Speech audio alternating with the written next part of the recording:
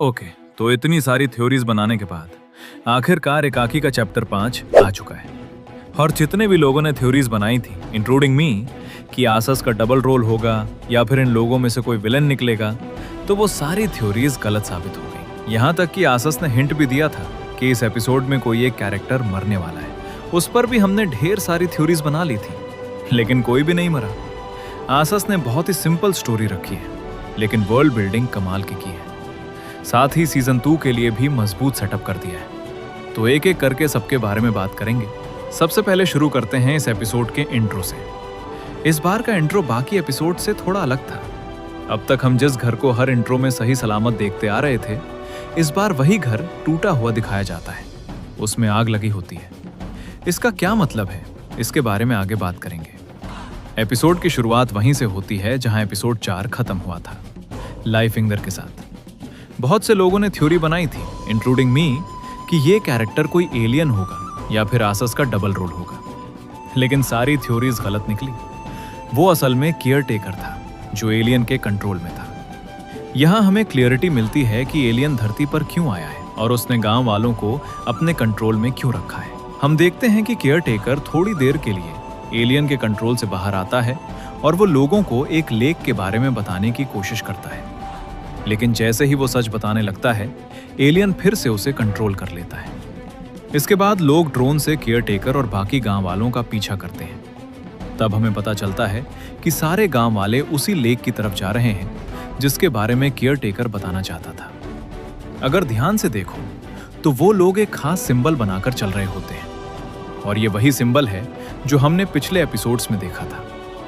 अब यहां हमें समझ आता है कि वो सिंबल असल में थेरा प्लैनेट का है, जहां से वो एलियन आया है। लेक के पास एक अजीब सी एनर्जी दिखाई जाती है। गांव वाले उस लेक के अंदर खुदाई करते हैं और वहां से वही येलो क्रिस्टल निकालते हैं जिसे हमने पहले भी देखा था। अब इस क्रिस्टल की पूरी बैक स्टोरी एलियन मैकेनिक के जरिए बताई जाती है, जो खुद एलियन के कंट्रोल में है।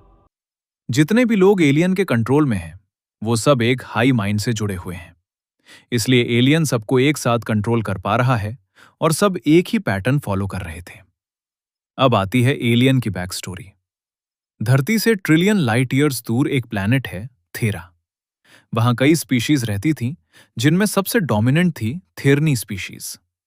उनकी सिविलाइजेशन बहुत एडवांस थी, लेकिन ज्यादा डेवलपमेंट के चक्कर में उन्होंने अपने ही प्लैनेट की ओजोन लेयर नष्ट कर दी। सन की यूवी रेडिएशन सीधे सतह पर आने लगी, बीमारियां फैलने लगी, लोग मरने लगे। सबसे खतरनाक बीमारी थी कैरेटोसिस। इस बीमारी का इलाज ढूंढते ढूंढते वो लोग जमीन के नीचे चले गए, जहां उन्हें एक खास क्रिस्टल मिला, बैरो। इसी बैरो क्रिस्टल की मदद से कैरेटोसिस का इलाज संभव था, लेकिन उन्हें यह क्रिस्टल बहुत बड़ी मात्रा में चाहिए था। तभी एटीडी एम्पायर का राजा जाग सामने आता है। वो बैरो देने को तैयार था, लेकिन बदले में उसे पूरा थेरा प्लैनेट चाहिए था। यह सुनकर थेरा के लोग गुस्से में आ जाते हैं और युद्ध छिड़ जाता है। जाग हार तो जाता है, लेकिन मरने से पहले सारे बैरो क्रिस्टल थेरा से दूर फेंक देता है। अब थेरा पर एक भी बैरो नहीं बचता। हालात और बिगड़ जाते हैं। लेकिन थेरा का एक बच्चा उस बैरो को ढूंढने निकलता है, और वो क्रिस्टल आकर धरती पर क्रैश होता है। जहां वो क्रैश हुआ, वही आगे चलकर लोनार लेक बनता है, महाराष्ट्र में। रियल लाइफ में भी लोनार लेक एक हाई वेलोसिटी मेटियोराइट इंपैक्ट से बना था, जिसका डायामीटर लगभग 2 किलोमीटर और गहराई करीब 150 मीटर है। आसस ने यहां बहुत ही शानदार तरीके से फिक्शन को रियल हिस्ट्री से कनेक्ट किया है। एलियन बताता है कि वो 2 महीने पहले अंभूरा गांव आया था। उसने इस गांव को इसलिए चुना क्योंकि ये सुनसान जगह थी, छिपने के लिए परफेक्ट। उसने एक डोम बना दिया ताकि कोई गांव से बाहर न जा सके। फिर उसने गांव वालों को अपने कंट्रोल में लेकर बैरो क्रिस्टल की खुदाई शुरू करवाई। अब हमें समझ आता है कि ज्यादातर कंट्रोल में लोग खुदाई वाले औजार क्यों रहते थे, क्योंकि पूरे गांव के नीचे बैरो फैला हुआ था। यही वजह थी कि वो लोग रात में भी खुदाई कर रहे थे। और जो लोग उनके कंट्रोल में नहीं थे, जैसे सफेद साड़ी वाली लेडी, वो कोई भूत नहीं थी, बल्कि गांव की ही थी, बस एलियन के कंट्रोल में नहीं थी। जिन लोगों ने इनसे संपर्क करने की कोशिश की, उन्हें एलियन ने किडनैप कर लिया, क्योंकि उसे ज्यादा बैरो चाहिए था। लेकिन यहां ट्विस्ट आता है। वो एलियन थर्नी नहीं था।